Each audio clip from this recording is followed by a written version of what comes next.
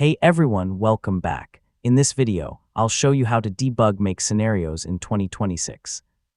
If your automation isn't working as expected or keeps failing during execution, this guide will walk you through the debugging process step by step. First, open your web browser, visit the Make website, and sign in to your account. From the dashboard, open the scenario that's experiencing problems. Next, click Run once instead of waiting for the automatic trigger. This lets you watch the scenario execute in real time and makes it much easier to identify where the problem occurs.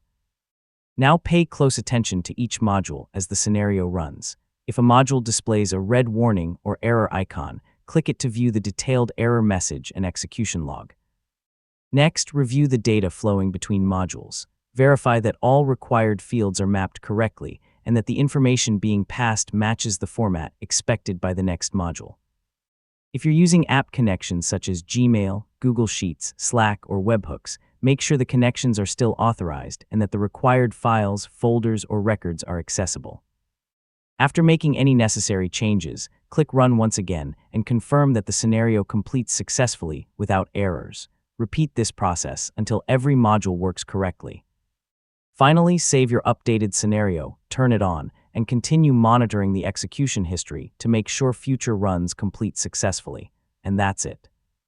You've successfully learned how to debug make scenarios step by step. And don't forget to like, share, and subscribe for more helpful tutorials just like this.